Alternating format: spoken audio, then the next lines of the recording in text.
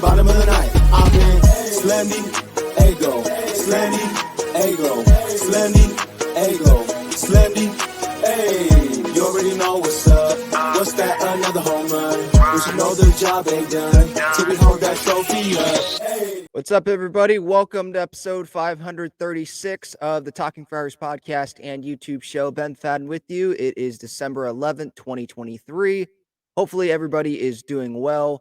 Today on the show, I want to get into 7 possible fits for Jake Cronenworth in a potential trade.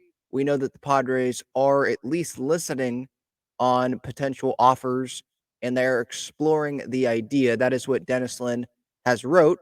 And we know that Jake Cronenworth, he has been going in the wrong direction since he debuted in the big leagues. If you go look at like the offensive numbers, and he signed the contract extension, and with Ha-Seong Kim becoming a free agent after this next season, there's obviously a lot of Padres fans that right now would rather have Ha-Seong Kim long term than Jake Cronenworth.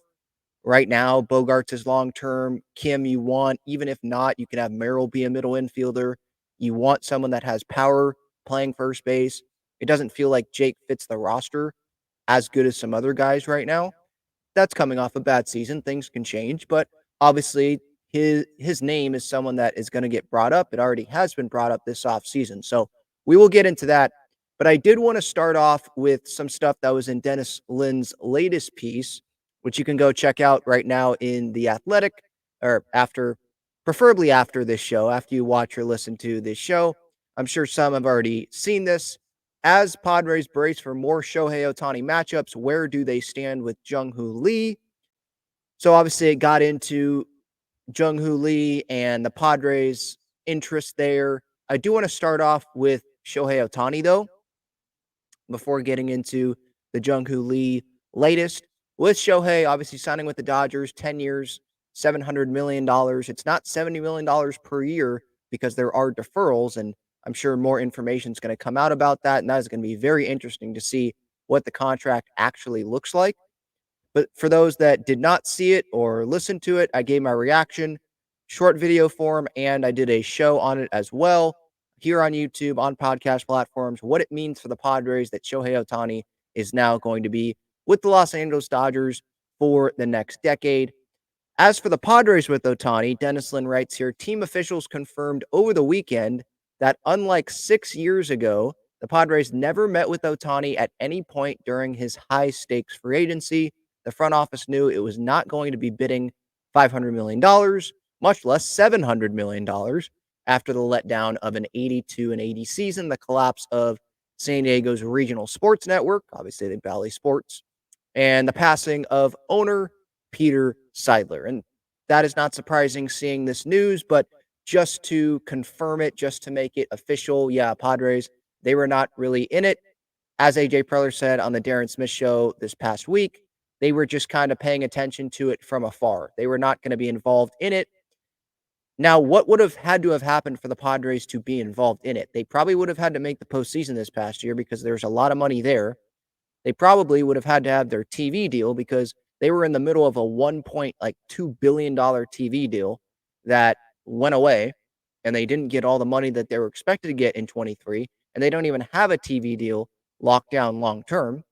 I think they would have had to have Peter Seidler because who is running the team now? Eric Kutsenda. He has a financial money background, and I just don't think that he is someone that would have loved to go all in on Shohei Ohtani. They would have not signed Xander Bogaerts to a $280 million contract. They probably wouldn't have given, maybe they would have given extension to Darvish, but they probably wouldn't have given the money to Jake Cronenworth if they were going to give, $550 million, that type of offer to Shohei Ohtani. $700 million, even if all those things would have happened, even if they wouldn't have signed Manny to that deal, I don't think that they would have given Shohei Ohtani $700 million. San Diego market, LA market, it's different. I disagree with the writers' opinions like Ken Rosenthal and John Heyman that say, yeah, the Shohei Ohtani signing, it was better for baseball than Toronto. Like, do we know that? Sure, it's the Dodgers. It's a legendary franchise. It's a big market. But I would have been super interested in seeing Shohei Ohtani play for the Toronto Blue Jays. I know that I'm biased here because I'm a Padres fan. But him facing Garrett Cole at Yankee Stadium and him going into Fenway Park and Camden Yards, seeing those AL East matchups, seeing him in the same lineup with George Springer and Bo Bichette and Vlad Jr., that would have been super interesting to me. He would have taken over Canada. Artie's taken over America, Japan. That would have been interesting. The Dodgers, there's already a ton of people that watch the Dodgers, and they're in the postseason every year. Now, does this have like a Golden State Warriors feel to it, kind of like, or like Brooklyn Nets, right? Where everyone wanted to watch them at the beginning when they acquire all these stars. Oh, we got to watch them. Sure, there's that element to it, and there's that element to the New York Yankees, and that's why these writers are probably saying it's good for baseball. But I think wherever Shohei Ohtani was going to end up was going to be good for baseball. But the Padres, it just wasn't going to happen, especially when we see the $700 million number. When we thought maybe it was going to be 500 million, something like that, I think Padres fans were dreaming on Shohei Ohtani because we knew that they were a finalist. They talked to Shohei Ohtani. AJ Preller talked in Japanese in that Ohtani speech to him in that meeting that they gave before Shohei Ohtani signed with the Angels coming over from Japan, coming to Major League Baseball. We were kind of dreaming on that. But the moves that happened before Shohei hit free agency and some things that happened in the organization, you knew, I think at least a reasonable Padres fans knew that this was not going to happen for the Padres, and it was just going to be us sitting on the sideline and hoping that he didn't sign with the team that he signed for. But now the Padres are going to have to deal with him for the next decade. But the good news is this isn't football where it's Shohei being the quarterback. Great player. I don't want to minimize his talent. Most talented player I've ever seen. I understand that. But it is one player. It's not the NBA. We've seen Shohei Ohtani, the best player on the planet, be with the Angels and they miss the postseason. I get it's the Dodgers. He's going to make the postseason a ton, if not every year with the Dodgers. I understand that. But what's going to happen when it matters the most? How is he going to perform? How are the players around him going to perform? Because we know, like in 2022, like every year, every regular season since 1988, like, or not just regular season. What I mean by regular season is like not shortened COVID year where they're going and playing in Texas all the games, right? Or playing in a bubble, right? Most of the games. I think it was starting in the division series on all of the regular postseasons, right? We all know that, the Dodgers, they have never come up big in every single series when they needed to. They've gotten to the World Series, but they haven't won it. And last year, I mean, look at that.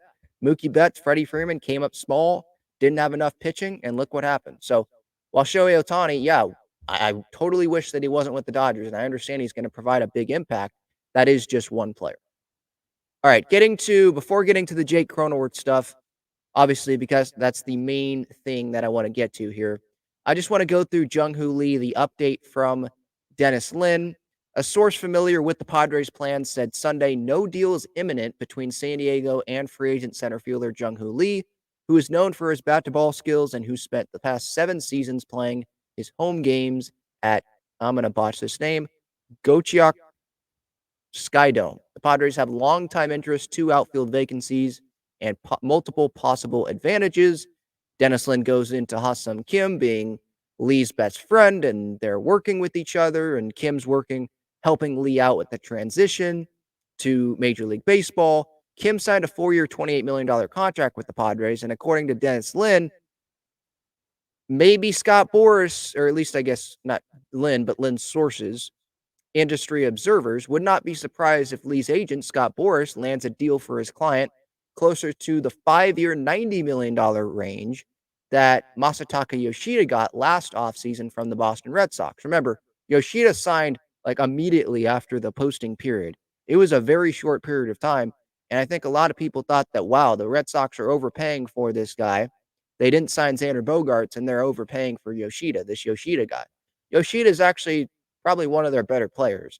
So it could work out. But if it's closer to $90 million for Jung-Hoo Lee, let's say 90 over 5 years, that's $18 million a year. That's like almost half of the Padres' budget. And you still need starting pitching, hopefully multiple starting pitchers, not just one, because we don't know what's going to happen with that 5 spot. And we know that the Padres need more than just 5 starters to last an entire season. So, I think that they probably would want more starters than just one guy, but definitely one, another bat, another outfielder on top of Lee because he can only play one position. And I don't think the Padres want Jose Azocar to be playing center field every day with Tatis and right and have Lee in left or Lee in center who's playing left, right? I don't think they want to bring up Turso or Nalis and have him play every day. No disrespect to him, but I just think that there are better options out there. And there's some guys that probably aren't ready to go right now. And we'll see with Marcy. They could have signed Lee, have Marcy be the center fielder, but it's not a guarantee that he is ready to go.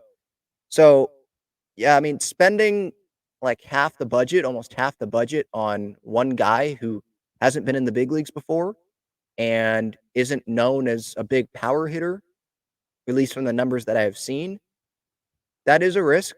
And can the Padres afford that when they need to be contending right now? And who knows if AJ Preller is going to have a job with the Padres after this year if the Padres can't go make the postseason, right? So I think the Padres they're going to be interested. They're going to continue being interested in Jung Hoo Lee, no doubt about that. But I could definitely see them going the route of Kevin Kiermaier in center field, bring Max Kepler in via trade, 1 year of control, $10 million, someone like that. Maybe they bring in Harrison Bader or Michael A. Taylor if Taylor doesn't go back to the Minnesota Twins. Someone like that. They bring back Profar who can play the outfield, not starting.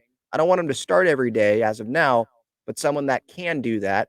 Maybe they bring in, I don't know, Jorge Soler. Yeah, that's a big bat, but I think there's going to be interest definitely in Jorge Soler. And I don't know how far the Padres want to go with Jorge Soler in terms of AAV because of how much money they have to spend on this year's roster payroll wise. We know the number that the Padres probably don't want to be too far over from, right? The $200 million number. So there are names out there that are like 1 year, 2 year deal guys that you can go play left field. But I think something else that we got to consider is the left handedness of this lineup or the lack thereof, right? The Padres probably want at least one of those two outfielders to be lefties, and Jung Hoo Lee fits that. Giants are competing. There's probably some other teams that we don't know about that would be interested in Jung Hoo Lee.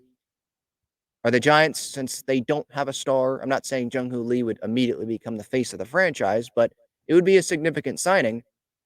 Are they going to be more desperate to sign Jung Hoo Lee than the Padres will? What if Bellinger signs with the Blue Jays? I think he was in Toronto recently. If he goes and signs with the Blue Jays, now do the Giants pivot and they go all in on Jung Hoo Lee, and the Padres have limits there?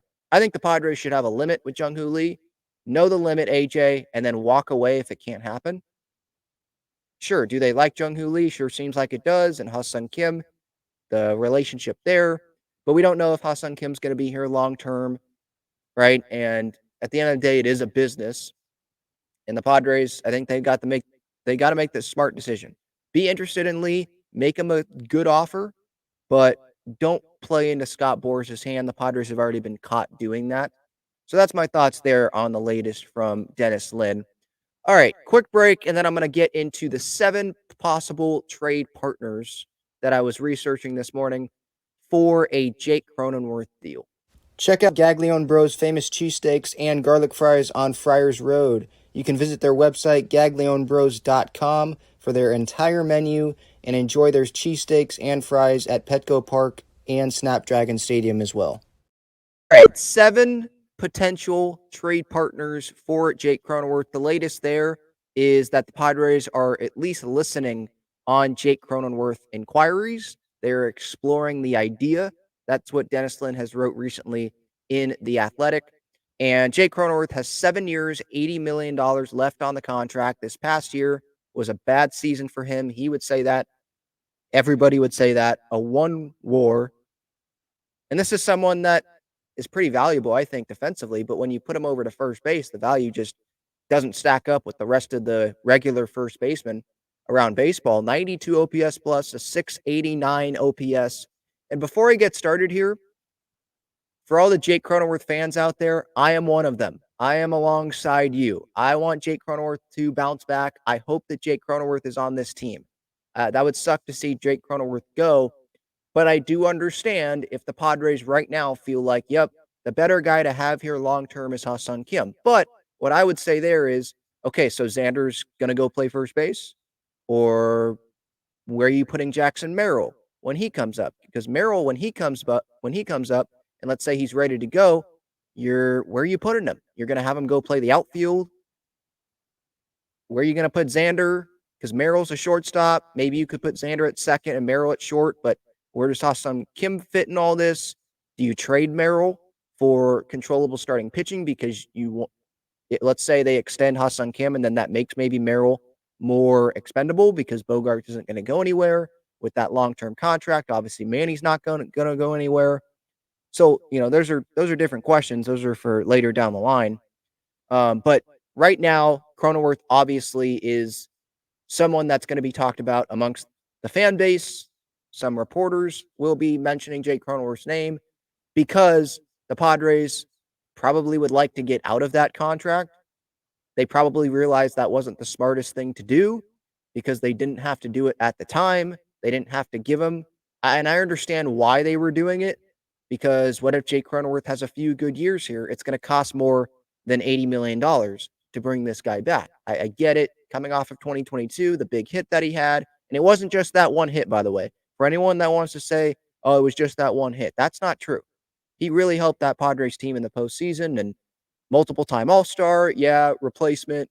It was still an All-Star. He's still a good baseball player. I still believe in Jake Cronenworth. Maybe that's a little bit biased, but I still believe in Jake Cronenworth. I'd rather believe in him than not believe in him. And he's not someone, and part of the reason why I believe in him is he's not someone that I think is, he has his money and he's good with not working, just laying back and being like, nope, I've already earned my money. I've already been successful here in the big leagues a little bit.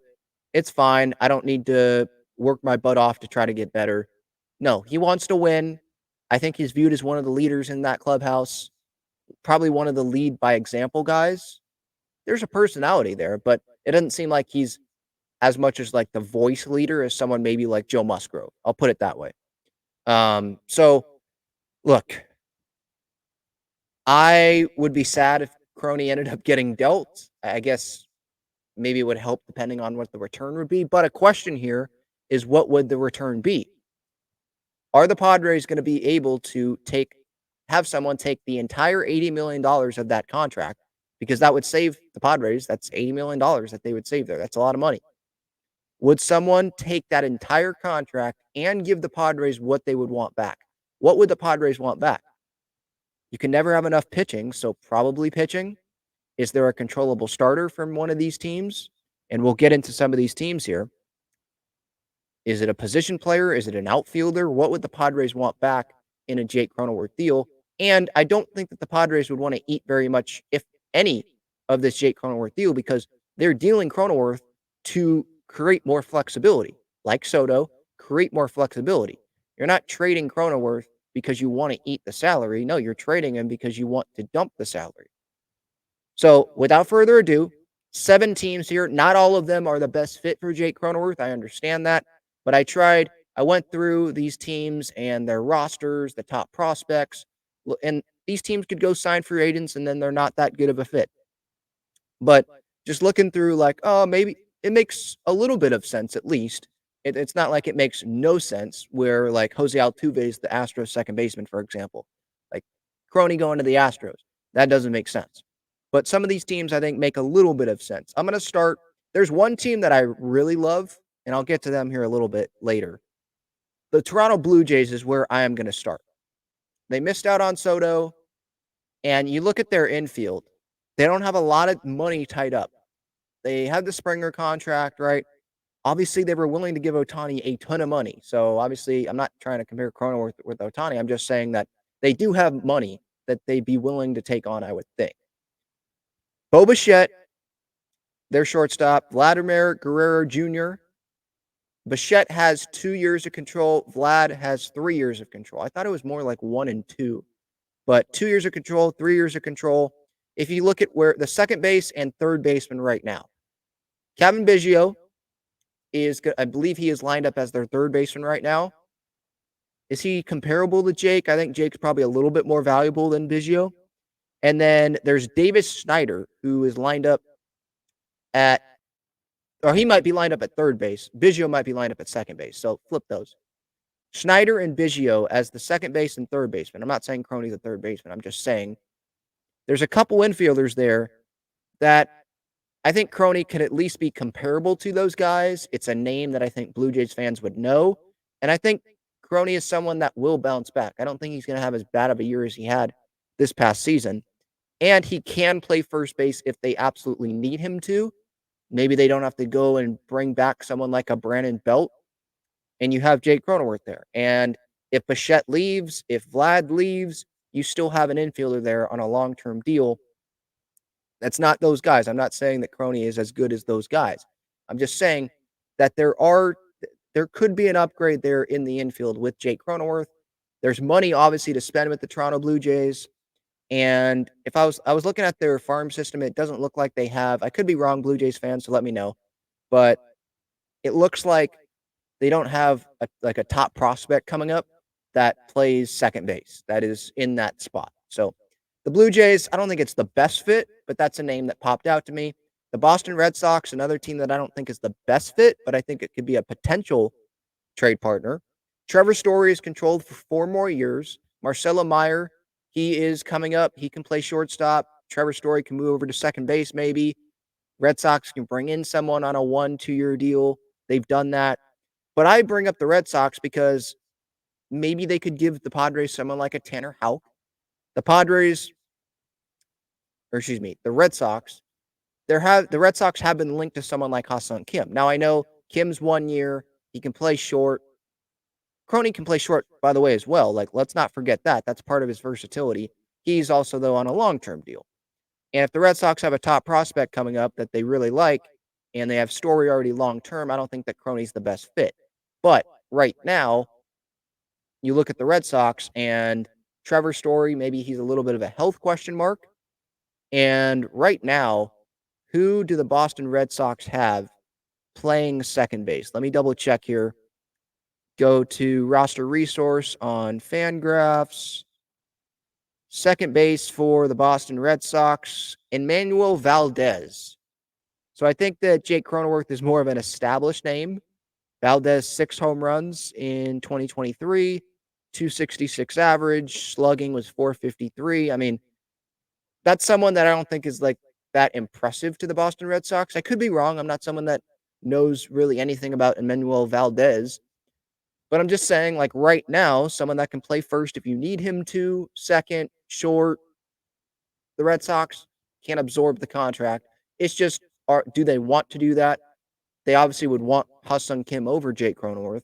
But the Padres, they want Ha-Seong Kim over Jake Cronenworth on their roster, I would assume, right now as well, especially coming off the year that Kim just had and the year that Croney just had. So Blue Jays, Red Sox, I don't think it's the best fit, but I looked at the positions, the guys that are there, maybe some top prospects, or kind of like the Red Sox situation right now, where they're at, Cronenworth could be an upgrade at one of those spots.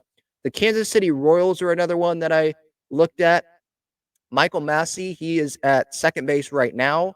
Their number 2 prospect, Colt Keith, and their number 4 prospect, Jace Jung, are second basemen.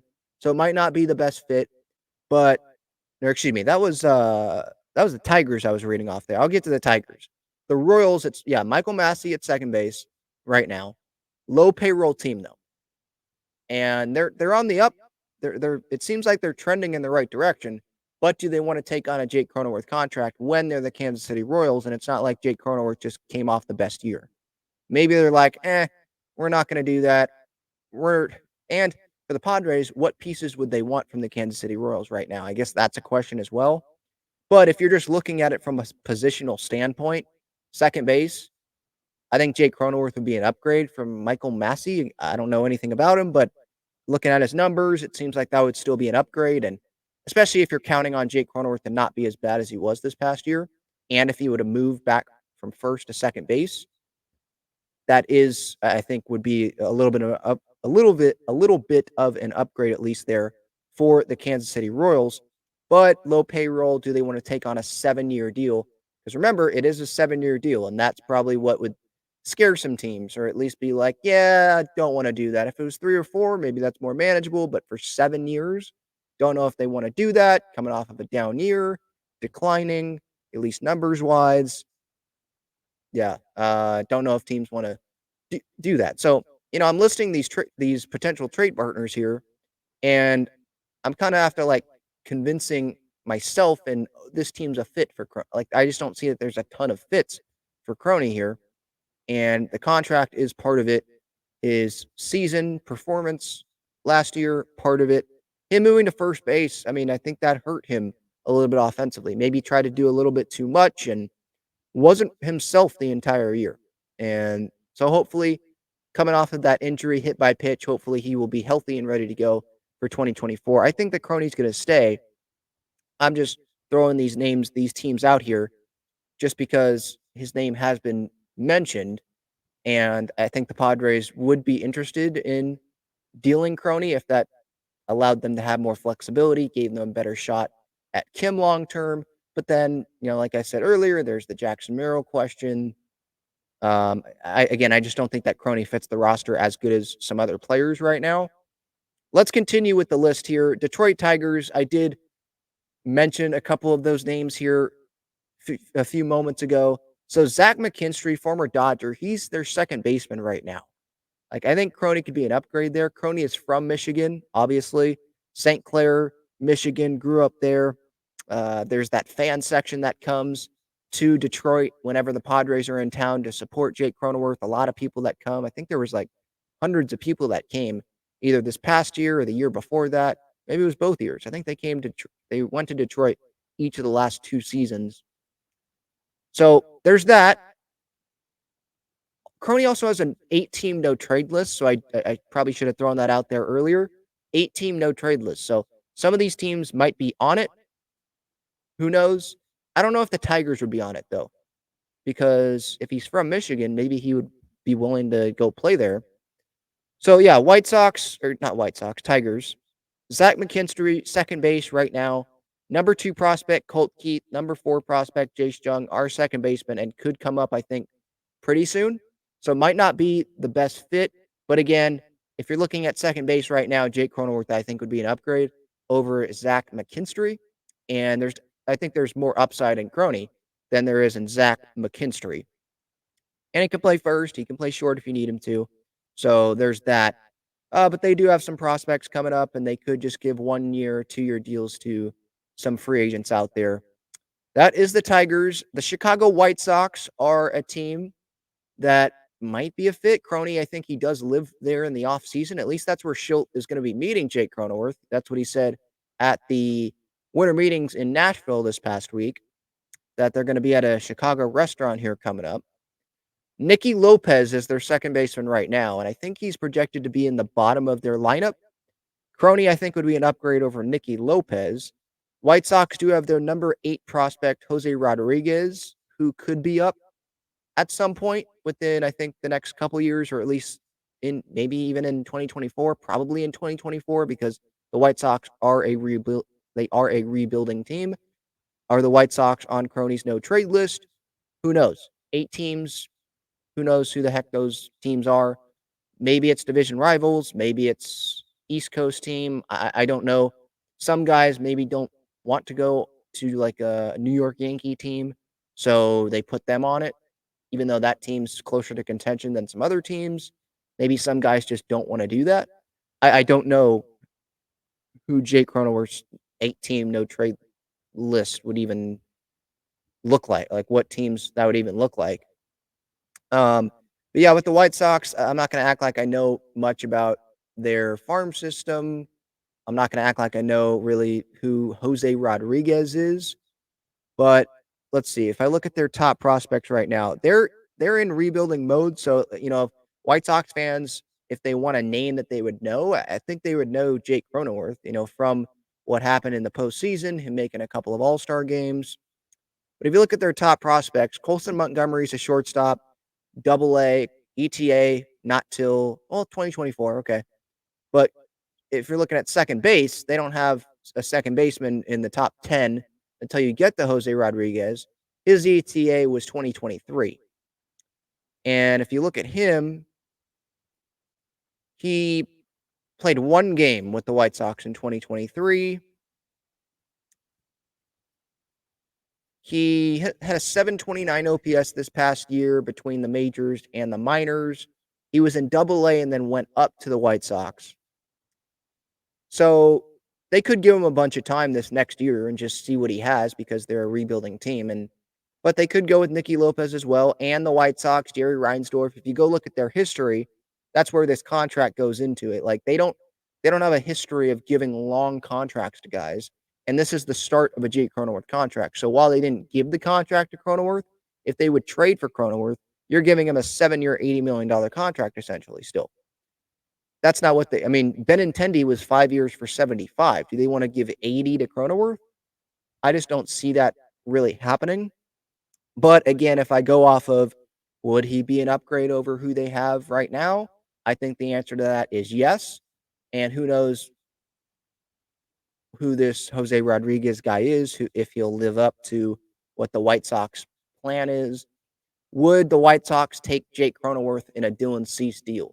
If the Padres included someone like Jackson Merrill and they include Jake Cronenworth in it as well, give him a couple middle infielders, maybe there's a pitching prospect that they give there as well, and the Padres can get someone like Dylan Cease back, where the White Sox, 2 years of control, we're giving you a top 10 prospect in baseball. We're giving you Cronenworth, who was part of the core. I mean, going into 2023, he can be one of the faces of the franchise on a rebuilding team.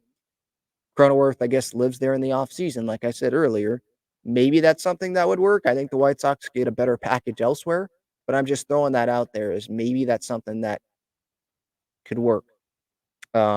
Especially the Merrill part of that. If the Padres are willing to give up Merrill to get out of the Cronenworth contract, that you can get a starting pitcher back, and that can open up money for Kim extension, right? Because you'd have Merrill and Cronenworth off. That opens up second base for Kim long term. If you're having Bogarts at short or Bogarts at second, Kim at short. I'm just throwing some stuff out there. I don't think that's the most realistic deal, but that's just something that popped into my mind. These last two teams, I think, are probably the teams that I like the most here. And one of the two, I'll save the one that I like the most for last. The Washington Nationals are one of these last two. They have Luis Garcia at second base right now. Comparable upgrade. Cronenworth, I think that would fit that. Croney was floated in the National Soto trade talks, wasn't he? Because I remember there being conversation of would you include Jake Cronenworth if that meant that you could get Juan Soto back before the 2022 trade. And I was one of those people that said no. Like, you can give up top prospects. Those are prospects. Prospects are prospects until they're not, right? Like, who knows what they're going to end up being. Give those guys up. You don't give up a guy that you're trying to help you go win a World Series. You're trying to go win a World Series right now. And he's part of your core. Like, this guy is an all-star. He's an everyday player, middle of the lineup. Like, don't give up that guy. And I ended up being right to a degree on that because of how Croney helped in 2022 get them to the NLCS, and then he got a contract. So the Padres did think something of him, obviously. But the Nationals with Luis Garcia at second base, I don't think, like, Croney's not done. He's 7 years left on this contract. He's definitely not done. And if I go look at the Nationals farm system right now, so CJ Abrams is at shortstop. You compare him with Cronenworth, there's, I think, a little bit of a familiarity there. And outfield, Dylan Cruz. Outfield, James Wood. Third base, Brady House. Pitching, Cade Cavalli. Or Savali, however you pronounce his name. Sorry. Elijah Green, outfield. Dalen Lyle, outfield. Yohandri Morales, third base. Robert House the third. Obviously, we know him. Outfield. Christian Vaquero, outfield. Jake Bennett, pitching. Top 10 prospects. The top 13, 14, top 14 prospects. None of them are second basemen. So, the Nats, they could bring someone in, and maybe they like Luis Garcia more than the casual fan does. I don't know a ton about Luis Garcia. Not the Padres Luis Garcia, obviously. The other Luis Garcia. Actually, there's three. Which one? Okay, I clicked on Baseball Reference. I clicked on the wrong Luis Garcia. There's the Padres Luis Garcia. There's the Astros Luis Garcia. And then there's the Nationals, Luis Garcia. Less than 10 home runs. He had a .7 WAR this past year in almost 450 at bats, 90 OPS plus, 680 OPS. So yeah, I mean, I think Croney would be an upgrade. Croney can play short if you need him to. He can play second base. It's someone that I think Nationals fans would know. But would the Nationals want to take on the contract? What would the Padres want in return from the Washington Nationals? Would they want pitching, major league pitching? Nationals aren't going to give Mackenzie Gore back, so that's the question. But in terms of positional fit, Crony with the Nationals, that's a team that I thought of and was like, oh, maybe. The Seattle Mariners are a team that I definitely now financially them taking on Cronenworth's contract again. That's the big question here. I don't know what team would take it on and be super excited about taking on the contract and be willing to give the Padres what they want. Probably major league pieces, but the Mariners, in terms of positional need, they've got Josh Rojas at second base right now. And I think they should be trying to contend. If you're the Seattle Mariners, you have J-Rod in his prime, maybe not even in his prime yet. He's still, I think, growing. But someone that is like that, face of the franchise, you made the postseason a couple seasons ago. You didn't last year. You've got teams around you trying to win. Seattle deserves to have your team trying to win. You saved up a bunch of room in salary, right? With Teoscar Hernandez not coming back. You trade Anio Eugenio Suarez. What move did they? Kelnick, Marco Gonzalez, Evan White just traded them to the Atlanta Braves. Gonzalez he's already gone. White's already on another team. So Kelnick was the only guy that they acquired to really acquire, but still, it's still a dump for the Seattle Mariners. You're saving money here. Go use the money. What are the Mariners trying to get? Outfield, probably. Third base, second base. I mean, Luis Arias right now, I think, is slotted in as their third baseman, but second base could use an upgrade. I'm not saying Jake Cronenworth's the best second baseman in baseball. Far from that. Not saying that. But someone that he's not making a ton of money. They have the room, I think, to add Jake Cronenworth. And I think that would make their lineup better than having Josh Rojas be there as their second baseman. And if you look at their farm system, which I did earlier this morning, there's not someone there in their farm system that is screaming, okay, this guy's coming up right now. Cole Young, shortstop, second base. ETA for him is 2026. Colt Emerson, ETA 2027.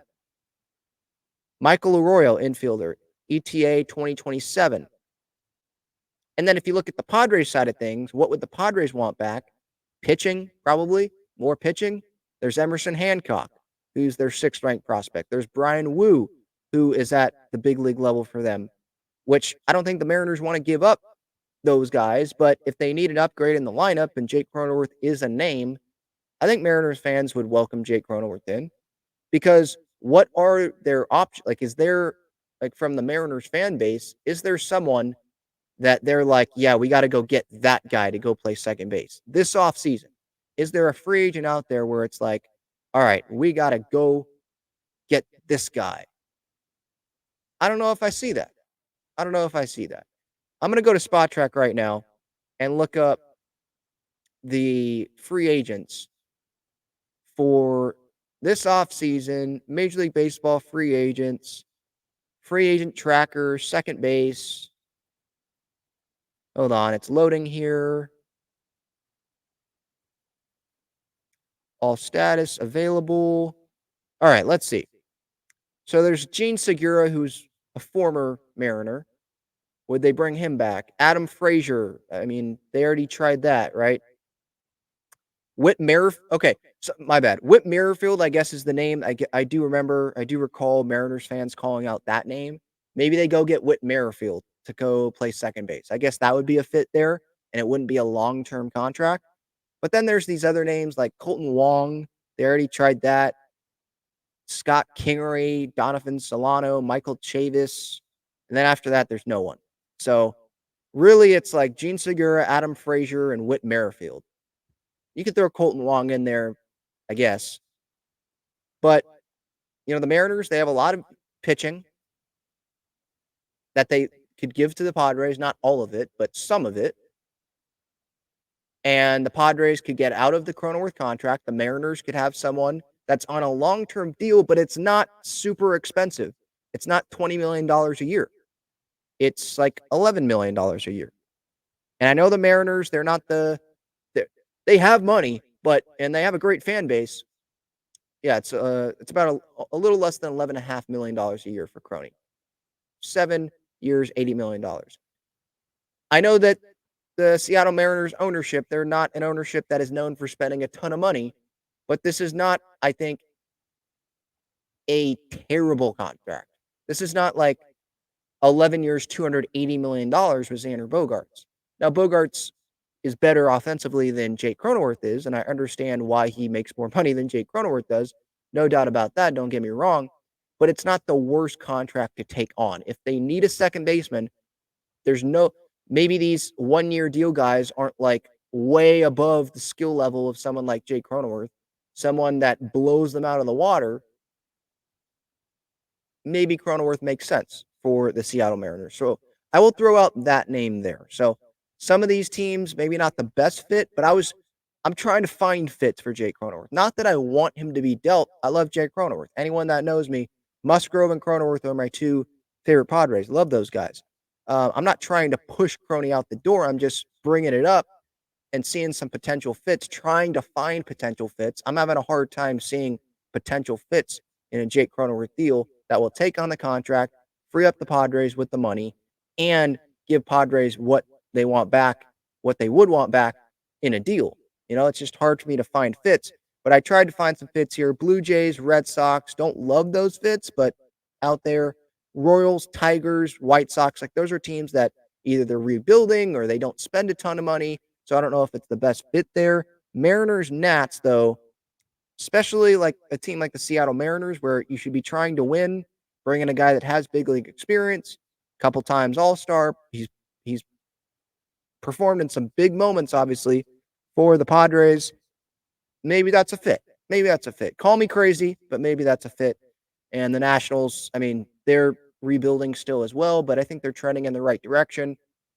And I think Cronenworth would be an upgrade with the Mariners and the Nationals, what their situations look like there at second base. So give me your thoughts. If there's a team out there that I did not name that you think would be a fit, let me know. There are 3-team deals, I guess, that could happen as well, and maybe that's what would have to happen. But the Padres, they are at least listening to inquiries. They are exploring the idea of trading Jake Cronenworth. I don't know if they would have to eat some of the 7-year, $80 million on that contract. And I don't even want to say 7 years left on the contract because it hasn't started yet. It starts next season because that was signed at the very beginning. Season already started, though, during that Rocky series at the very beginning of the 2023 season. So it hasn't even started yet. So it would be all 7 years on that contract that a team would be taking on. So I don't see Crony being traded, but I would not be shocked if the Padres find a way to get out of it. I'm a believer, though. Before I end this, I just want to make it known I'm a believer in Jake Cronenworth. I think he's going to bounce back. Is he going to be the best offensive player on the Padres? No, that's not who he is anyway. But I think he can be an important piece to the Padres making the postseason in 2024. We shall see, though. SeatGeek code Talking Friars, $20 off your order on Underdog Fantasy, 100% deposit match up to $100. There's NFL, obviously. I think there might be 2 games tonight. College football bowl season coming up here this month. College basketball, NHL. There's a bunch of different stuff happening there. Underdog Fantasy, go check them out. Gagler and Bros, famous cheesesteaks and garlic fries. Best cheesesteaks, garlic fries in San Diego. Main location is on Friars Road. And then Breaking Tea and Foco.